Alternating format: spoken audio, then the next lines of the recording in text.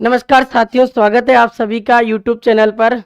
आज के लिए जो विलम्ब हुआ साथियों, उसके लिए माफ़ी चाहता हूं कि मैं एक धार्मिक स्थल सामोद के बालाजी पर गया हुआ था। जो बस में ट्रैफिक जो जाम था उसके कारण लेट हो गया। तो करते हैं आज के इस सेशन को शुरू, और आप सभी साथी एक बार अपने इस सेशन को शेयर कर देना। चलते हैं और अगला इसका पहला क्वेश्चन देखते हैं आज। ठीक है, चलो जुड़ जाओ एक बार फटाफट।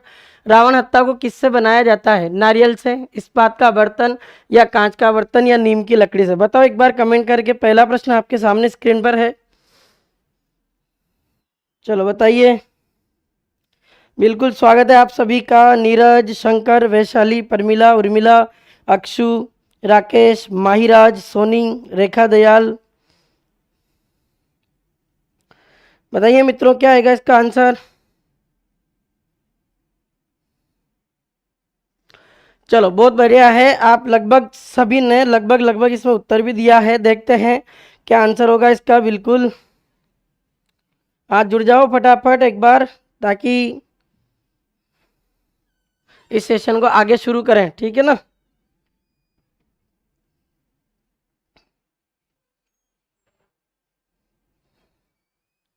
चलो देखिए, आपके जो पहले प्रश्न का सही उत्तर होगा मित्रों, आपके पहले प्रश्न का सही उत्तर होगा आपके नारियल। क्या होगा देखिए, नारियल।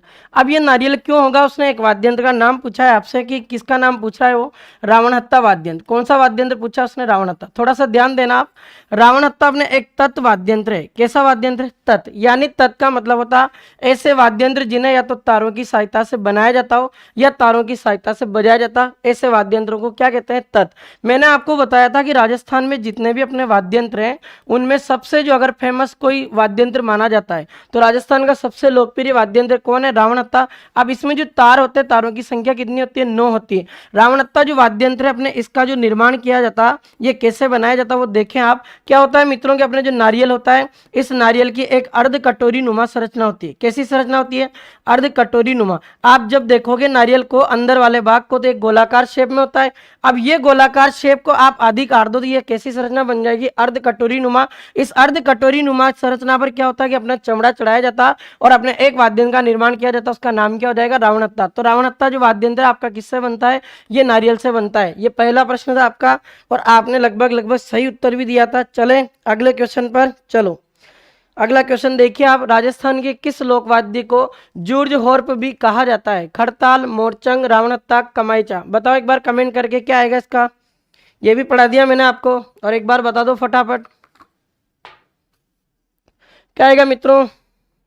बिल्कुल मोरचंग दिया है नीरज ने। देखते हैं।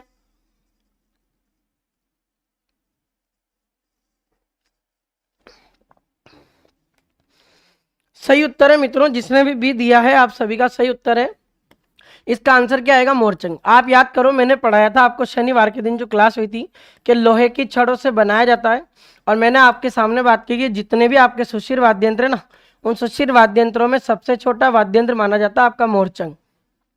फिर बात की थी अपन ने कि मोरचंग जो है अपने इस वाद्य यंत्र को अपने यूरोप में क्या कहा जाता है? इस वाद्य यंत्र को अपने यूरोप में कहा जाता है जूर्ज हॉर्प। क्या कहते हैं? जूर्ज हॉर्प। तो उसने यही प्रश्न पूछा कि राजस्थान के किस वाद्य यंत्र को अपने जूर्ज हॉर्प के नाम से जाना जाता। आपका कौन सा हो जाएगा? आपका मोरचंग। बिल्कुल राकेश भाई, सबसे छोटा वाद्य यंत्र है। ठीक है, चलो चिकारा किस श्रेणी का वाद्य यंत्र है? बहुत प्यारा प्रश्न है। चिकारा सुशिर है क्या, तत् है, या गन, या अवनद? बताओ चिकारा। अब यहाँ ऐसा लग रहा होगा चीकारा, ये चीकारा है बस केवल, और मैं ऐसे लिख दूं ना चिंकारा। रात दिन का अंतर है दोनों में। अभी बताऊँ मैं क्या अंतर है, देखें। पहले तो ये आंसर बता दो आप क्या आएगा। चलो कमलेश लोधा बी बता रहे हैं, देखेंगे अभी आपका सही उत्तर चेक करेंगे। नेवाराम भाटी भाई good evening. My cute sir ji, अच्छा चलो बी आंसर आया है, और जिसने भी बी दिया बिल्कुल सही आंसर है आपका। आपके सामने एक वाद्य यंत्र का नाम लिखा हुआ चिकारा। चिकारा की बात करें मित्रों तो इसमें अपने 3 तार लगे होते हैं। कितने तार होते हैं? 3। अब आपका ये जो चिकारा वाद्य यंत्र है इसका प्रयोग एक तो आपके मेव जाति करती है। कौन करती है? मेव जाति। इसलिए इसे कहा जाता है अपने मेवों का चिकारा। क्या कहते हैं इसको? मेवों का चिकारा कहा जाता है। उसके अलावा अपने इस चिकारा वाद्य यंत्र का प्रयोग आपके एक जनजाति और करती है जिसका नाम है आपके गरासिया। क्या नाम है? गरासिया। इसलिए इस वाद्य यंत्र को अपने गरासिया जनजाति का या गरासियों का चिकारा कहा जाता है। क्या कहते हैं? गरासियों का चिकारा। और चिकारा एक तत्व वाद्य यंत्र है, इसमें तारों की संख्या कितनी होती है? 3 होती है। अब मैंने आपके सामने एक शब्द लिखा है चिंकारा, रात दिन का अंतर बता रहा था मैं। चिंकारा अपने राजस्थान का राज्य पशु है मित्रों, और आप याद रखना राजस्थान का राज्य पशु जो चिंकारा है ये कौन सी श्रेणी में बनाया गया? इसको वन्य जीव की श्रेणी में बनाया गया। और आप ध्यान रखना अपने ये चिंकारा राजस्थान का राज्य पशु कब बना था? 1981 में बना था। अगर मित्रों मैं बात करूं आपके कि राजस्थान का राज्य पशु पूछा जाए और श्रेणी पूछी जाए कि पालतू पशु की श्रेणी में कौन आएगा, तो पालतू पशु की श्रेणी में पूछा जाए राजस्थान का राज्य पशु तो फिर कौन आएगा? ऊंट। और ऊंट को राजस्थान का राज्य पशु का जो दर्जा दिया गया था ये कब दिया था? ये 30 जून 2014 को दिया था। इस तरीके से याद रखना आप, क्योंकि आपके सामने शब्द तो एक ही लिखा था चिकारा, पर फिर भी आपको ये भी याद होना चाहिए और हमने वो बात कर ली। ठीक है, चलो अगला क्वेश्चन देखते हैं एक बार। चलो, नौबत नामक लोक वाद्य यंत्र का प्रयोग किस समय पर किया जाता है? नौबत क्या युद्ध के समय किया जाता था, या जन्म उत्सव के समय, या विवाह के समय, या मृत्यु के समय? एक बार कमेंट करके बताओ क्या आंसर आएगा इसका। नौबत नामक लोक वाद्य यंत्र का प्रयोग किस समय पर किया जाता है? बताइए एक बार। अक्षु बिल्कुल गुड इवनिंग भाई, आज देरी होगी उसके लिए माफी चाहते हैं आपसे। चलो, आंसर भी दिया है, अभी तक तो एक ही ने दिया, और भी कमेंट करके बता दो देखिए क्या आएगा, फिर मैं आपको इस प्रश्न का सही उत्तर बताऊंगा कि इसका सही उत्तर क्या होगा। अक्षु का ए आया है, नीरज सी बता रहे हैं, कमलेश भी सी बता रहा है। चलो, जिसने भी उत्तर दिया है बिल्कुल सही बात है, और आपने उत्तर तो देने का प्रयास किया कम से कम। जिसने उत्तर नहीं दिया कोई बात नहीं, मीना मेघवाल ने भी ए दिया है। देखो मित्रों, आपसे नौबत पूछे ना कि नौबत का प्रयोग कब किया जाता था? युद्ध के समय। जो भी अपने राजा महाराजाओं का टाइम पीरियड था, इन राजा महाराजाओं के द्वारा क्या होता था मित्रों के अपने जो भी इनका राज दरबार लगा करता था। अब मान लीजिए कि राजा पर किसी व्यक्ति के द्वारा संकट है, और संकट किसका है? कोई आक्रमणकारी इस पर आक्रमण करने के लिए आ रहा है। अब राजा क्या करेगा कि अपनी जो सेना है और अपनी सेना को संगठित करने के लिए क्या करेगा? अब आपको पता सेना को संगठित करना है तो एक तरह से थोड़ी हो पाएगी, उनके पास कहाँ का व्हाट्सएप वाला काम है या इंस्टाग्राम वाला है जो रील भेज देंगे कि आजा भाई युद्ध लड़ रहे हैं, नहीं है ना। तो ऐसा काम नहीं था, इसीलिए आपकी सेना को सचेत करने के लिए युद्ध के समय आपके राज दरबार में, यानी राजा के जो मेन दरवाजा होता था अपने गढ़ या किले का, उस पर युद्ध के समय एक वाद्य यंत्र बजाते थे, उसका नाम क्या है? नौबत। अब पहले तो युद्ध के समय बजाते थे, अभी वर्तमान में युद्ध नहीं होते, युद्ध के समय कौन से बजाए जाते हैं? अब तो युद्ध के समय नहीं बजाते, अब तो क्या चलते हैं आपको पता है ना, परमाणु हथियार अभी चल रहा है आपका इजराइल वाला मामला, कितना खतरनाक मामला हो गया। तो आपके अभी इसमें जो नौबत अपना वाद्य यंत्र इसका प्रयोग अभी लेटेस्ट पूछे तो किसमें किया जाता? मंदिरों में। ठीक है ना, ये याद रखना बिल्कुल। सबसे पहले मन दिया, अच्छा मैंने दिया, युद्ध में मंदिरों में प्रयोग किया जाता। बिल्कुल राकेश जांगड़ा सही है, आपका सही आंसर है बिल्कुल। चलो चलो, किस वाद्य यंत्र का प्रयोग बगड़ावतों की कथा में किया जाता है? क्या बात है, बहुत अच्छा प्रश्न है। किस वाद्य यंत्र का प्रयोग बगड़ावतों की कथा में किया जाता है? सितार, बपंग, जंतर और वीणा। मैंने पढ़ा दिया मित्रों, एक बार कमेंट करके बता दो इसका आंसर क्या आएगा। किस वाद्य यंत्र का प्रयोग बगड़ावतों की कथा में किया जाता है? चलो, आंसर भी दिया है और बहुत अच्छी बात है मित्रों, सही है आपका आंसर बिल्कुल। जिसने सी आंसर दिया उनका सबका सही आंसर है, बगड़ावत नाम आया मित्रों। थोड़ा सा देखें आप, आपके राजस्थान में एक लोक देवता पढ़ेंगे हम जिनका नाम है अपने देवनारायण जी। क्या नाम है मित्रों? देवनारायण। देवनारायण जी का जन्म अपने गुर्जर जाति के किस जाति में हुआ था? गुर्जर जाति में। गुर्जर जाति के बगड़ावत वंश में हुआ था। कौन से वंश में हुआ? बगड़ावत वंश में। तो बगड़ावत जो वंश है, अपने बगड़ावत वंश का संबंध किस लोक देवता से हो गया? देवनारायण जी से। और मैं अगर बगड़ावतों की बात करें तो टोटल बगड़ावत अपने कितने भाई थे मित्रों? 24 भाई थे। देवनारायण जी की फड़ का वाचन मैंने बताया था मित्रों आपको कि गुर्जर जाति के जो बोपे या अपने पुजारी होते हैं उनके द्वारा देवनारायण जी की फड़ का वाचन किस वाद्य यंत्र से होता है? आपके जंतर वाद्य यंत्र के साथ होता है। तो उसने यही पूछा बगड़ावत वाला। अब एक और प्रश्न आपसे इंपॉर्टेंट बता बता रहा हूँ मित्रों, आप याद रखिएगा, ये नोट लगा लेना और इस पर स्टार लगाकर इसको छाप लेना मित्रों। अगर क्वेश्चन आ जाए कि बगड़ावत नामक एक पुस्तक लिखी गई और इस पुस्तक का नाम है आपके बगड़ावत महाभारत, क्या नाम है मित्रों? बगड़ावत महाभारत। ये बगड़ावत महाभारत किसके ऊपर लिखी गई? एक तो देवनारायण जी और उनके पिता जो सवाई भोज बगड़ावत है, सवाई भोज बगड़ावत के जो भाई थे उन सभी वीरों की अपने जो वीरता है उन पर लिखी गई ये पुस्तक। और इस पुस्तक की जो लेखिका है आपके अपने राजसमंद जिले की रहने वाली एक महिला जिनका नाम है आपके लक्ष्मी कुमारी चुंडावत। क्या नाम है मित्रों? लक्ष्मी कुमारी चुंडावत। तो लक्ष्मी कुमारी चुंडावत ने आपके कौन सी किताब लिखी है? बगड़ावत महाभारत। और याद रख लेना बगड़ावत महाभारत का संबंध किस लोक देवता से है? देवनारायण जी से है, ठीक है ना। बिल्कुल सही उत्तर था आपका। चलो, राजस्थान के संगीतज्ञों एवं कलाकारों के संबंध में कौन सा कथन सत्य है? चलो, सत्य पूछ रहा है। जयपुर निवासी चांद मोहम्मद खां प्रसिद्ध शहनाई वादक है। दूसरा है पुष्कर निवासी रामकिशन सोलंकी प्रसिद्ध नगाड़ा वादक है। साकार खां अपने प्रसिद्ध बभंग वादक है। पंडित विश्व मोहन भट्ट ऐसे कलाकार जिन्हें विदेशी वाद्य यंत्र गिटार को भारतीय संगीत के अनुकूल बनाने का प्रयास किया। एक बार बताओ आप इनमें से क्या आएगा? उसने पूछा सत्य। इसमें से ऐसे स्टेटमेंट देखने हैं आपको जो आपके वास्तव में सही है। क्या आएगा वो देखें, बताओ एक बार।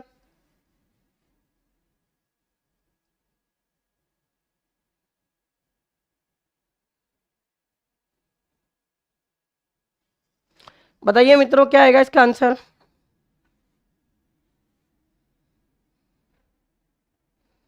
चलो, कमलेश ए बता रहे हैं। चलो देखते हैं ए सही है क्या। 1 2 3 मतलब। नीरज ने डी बताया। देखिए मित्रों, इसमें प्रश्न मैं बताता हूं। चांद मोहम्मद खां अपने शहनाई के वादक हैं, बिल्कुल सही है ये आंसर। पुष्कर निवासी रामकिशन सोलंकी पढ़ाया मैंने आपको नगाड़े का जादूगर, तो ये भी तो सही है। साकार खान का प्रसिद्ध बपंग वादक है क्या? नहीं है। बपंग के तो मेवाती हैं। कौन कौन आपको पढ़ाया? जहूर खां मेवाती, उमर फारूक मेवाती, गफरुद्दीन खां मेवाती। तो ये कमल जो साकार खां है इस बंदे का संबंध आपके कमाईचा से, तो ये गलत है इसमें। फिर पंडित विश्व मोहन भट्ट ने ऐसे कलाकार जिसने अपने गिटार को भारतीय संगीत के अनुकूल बनाया और मोहन वीणा का आविष्कार किया। तो इसमें 1 2 और 4 बिल्कुल स्टेटमेंट सही थे। इसका सही उत्तर आपका होना था मित्रों B option. B option is the correct. और केवल इसमें जो आपका एक स्टेटमेंट गलत है वो तीसरे नंबर का स्टेटमेंट गलत है मित्रों, क्योंकि बपंग के नहीं है। साकार खान किसके कलाकार है? अपने कमाईचा के, ठीक है ना, याद रख लोगे। चलो अगला क्वेश्चन देखते हैं। मोहन वीणा किसके समन्वय से बनाई गई? क्या बात है, जोरदार प्रश्न आया। मोहन वीणा नाम आया ना, मोहन वीणा। इसके नाम से पता चल रहा है किसने बनाया इसको? पंडित विश्व मोहन भट्ट ने बनाया। अब बता दो आप।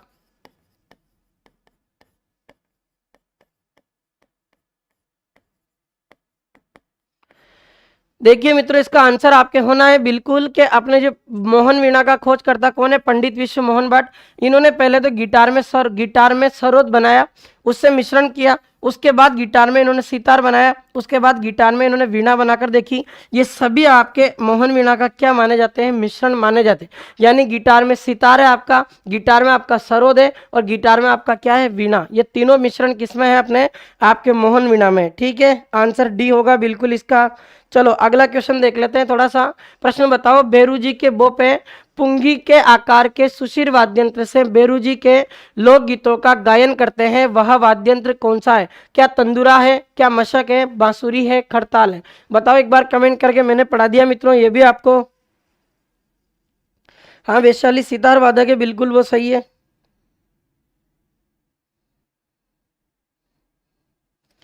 चलो इसका आंसर बता दो पहले। राकेश का आंसर आया है बी। और भी दें, देखें आंसर क्या आएगा। सही बता रहा है क्या राकेश?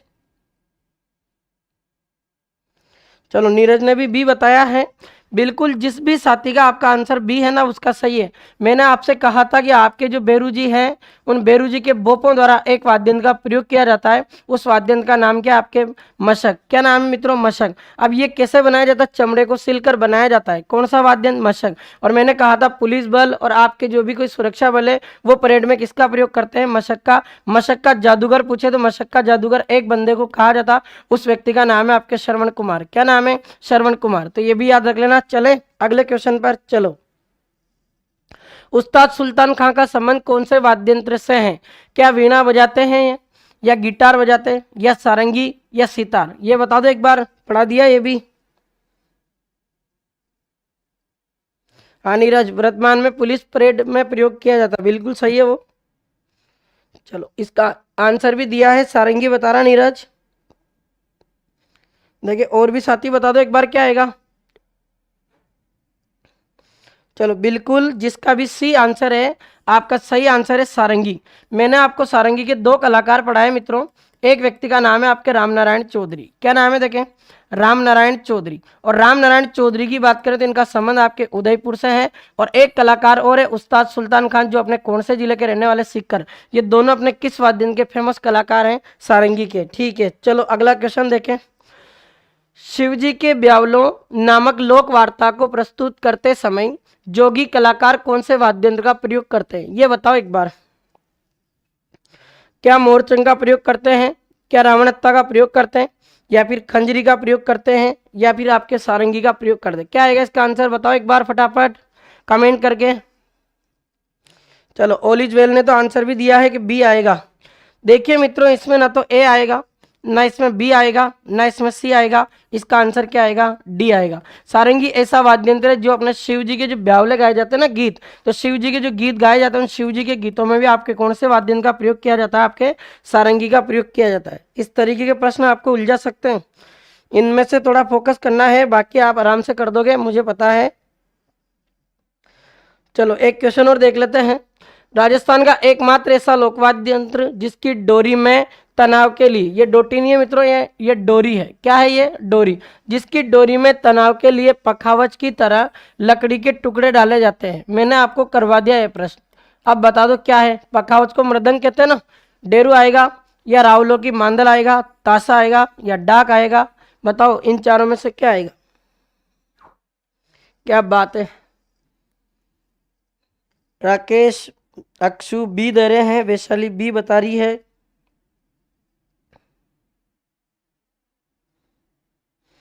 बहुत अच्छा प्रश्न, और आप सभी का सही उत्तर है मित्रों।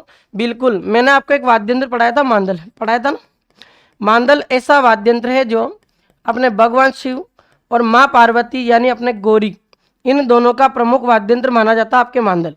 अब अपने मारवाड़ में एक नाटक होता है रावलों की मांदल, मांदल वाद्य यंत्र बजाया जाता और रावल जाति करती, तो उस नाटक का नाम क्या हो गया, रावलों की मांदल। याद रख लेना, ठीक है। चलो अगला क्वेश्चन है, रावणत्ता वाद्य यंत्र में कितने तार होते हैं? अभी बताया मैंने, रावणत्ता में कितने तार होते हैं, 9 तार होते हैं। ठीक है, ये 5 दे रहा तो 5 जंतर में होता है आपके, है ना। चलो निम्नलिखित में से कौन सा तत्व वाद्य यंत्र नहीं है? क्या बात है, कौन सा ऐसा वाद्य यंत्र जो तत्व वाद्य यंत्र नहीं है, बताओ इसमें एक बार।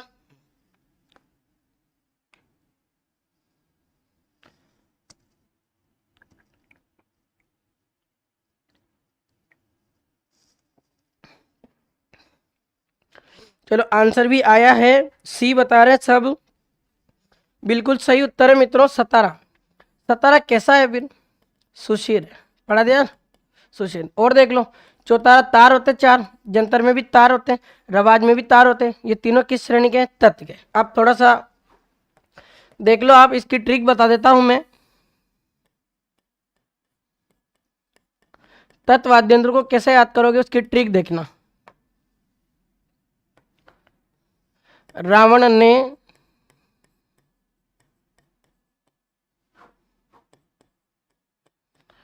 सारंगी बजाकर, रावण ने सारंगी बजाकर अपंग जनता से, अपंग जनता से चुनिंदा तार के बंडल, चुनिंदा तार के बंडल व दुकान से रबाब लेकर, वह दुकान से रबाब लेकर चाकू व तमाचा मारा। क्या मारा, चाकू व तमाचा मारा। एक बार इसको पढ़ो, आप आराम से इसको कर दोगे। लिखा है हमने, रावण ने सारंगी बजाकर अपंग जनता से चुनिंदा तार के बंडल व दुकान से रबाब लेकर चाकू व तमाचा मारा। अब देखें आप कौन कौन से वाद्य यंत्र आपके बनेंगे इसमें। हाँ, इतनी बड़ी ट्रिक याद करनी पड़ेगी। देखो, पढ़ना है तो फिर कितना भी बड़ा हो, सिलेबस भी तो कितना बड़ा होता है। रावण से रावणत्ता बन जाएगा, और आपका इससे सारंगी से सारंगी बना दो आप, ठीक है। बजाकर से कुछ नहीं बनेगा। अपंग से आपका एक वाद्य यंत्र बन जाएगा जिसका नाम है आपके बपंग। जनता से आपका एक वाद्यंत्र बन जाएगा जिसका नाम है आपके जंतर। से आपका एक वाद्यंत्र बनेगा मित्रों, से आपको बनाना है सरोद। क्या बनेगा? सरोद। उसके अलावा देखें आप चुनिंदा, चुनिंदा से आपका एक वाद्यंत्र बनेगा जिसका नाम है सुरिंदा। क्या नाम है? सुरिंदा। फिर यह तार देखो आप, तार से क्या क्या बनेगा? तार से एक तो आपका बनेगा इक तारा। क्या बनेगा? इक तारा। एक तार से आपका बनेगा दू तारा। क्या बनेगा? दू तारा। और एक और तार से आपका क्या बनेगा मित्रों? आपका ये बन जाएगा, और मैं बता रहा हूं आपको, ये चौ तारा। क्या बनेगा? चौतारा। उसके अलावा आपका तार से एक और बनाएंगे हम, और तार से एक और बना देंगे, और तार से क्या बनाएंगे हम? सितार। क्या बनाएंगे? सितार। इस तरीके से ये हो गए। उसके बाद आगे चले मित्रों, क्या बनेगा? ये बंडल आया, बंडल से आपका एक वाद्यंत्र बनेगा जिसका नाम है आपके सुरमंडल। क्या नाम है? सुरमंडल। दुकान से आपको एक वाद्यंत्र बनाना मित्रों जिसका नाम है आपके दुका को। क्या नाम है? दुका को। ये रवाब से आप रवाब बना दो और रवाब बन जाएगा। इसी रवाब को आपके रवाज भी कहा जाता है। क्या कहते हैं इसको? रवाज। फिर यह चाकू से देखना, आप चाकू से एक वाद्यंत्र बनाएंगे जिसका नाम है आपके चिकारा। क्या नाम है? चिकारा। और तमाचा से आपका एक वाद्यंत्र बन जाएगा जिसका नाम हो जाएगा आपका कमायचा। क्या हो जाएगा? कमायचा। ये मैंने जितने भी वाद्यंत्र आपके सामने लिखे हैं ये सब अपने तारों की सहायता से बजाए जाते हैं, अर्थात इनको तत् वाद्यंत्र के नाम से जाना जाता है। और ये सब के सब किसके उदाहरण है? आपके तत् वाद्यंत्रों के। कैसे याद रखोगे? रावण ने सारंगी बजाकर अपंग जनता से चुनिंदा तार के बंडल व दुकान से कबाब या रवाब लेकर चाकू व तमाचा मारा। रावण हत्ता, सारंगी, बपंग, जंतर, सरोद, सुरिंदा, इकतारा, दुतारा, चौतारा, सितार, सुरमंडल, दुकाको, रवाब या रवाज और चिकारा और कमायचा, ये सब के सब वाद्यंत्र आपके कौन सी कैटेगरी में आते हैं? तत्व वाद्यंत्र में। तो इसका स्क्रीनशॉट ले लेना, बहुत काम आएगी, और काफी जो प्रश्न है इससे आए हुए एग्जाम में है। ठीक है ना? अब आगे के जो प्रश्न है इससे होंगे। ठीक है, चले चलो अगला क्वेश्चन देखने से पहले आपके लिए एक एलडीसी है। एलडीसी का एक दिव्यम बैच है मित्रों जो 1499 रुपए में आपको अवेलेबल हो रहा है। आप सभी इससे परिचित हो, रोजाना इसका अपन ऐड दे रहे हैं। आपको लेना है तो आप इसका स्क्रीनशॉट ले लेना, सारी प्रोसेस देख लेना, और ये एप्लीकेशन पर आप जाकर यहाँ से देख सकते हो, सब चीजों को परचेज कर सकते हो। ठीक है, चलो राणा कुंभा को निम्नांकित वाद्यंत्रों में से किस में दक्षता हासिल थी? बताओ, राणा कुंभा को कौन सा वाद्यंत्र बजाते थे मेवाड़ के राजा राणा कुंभा?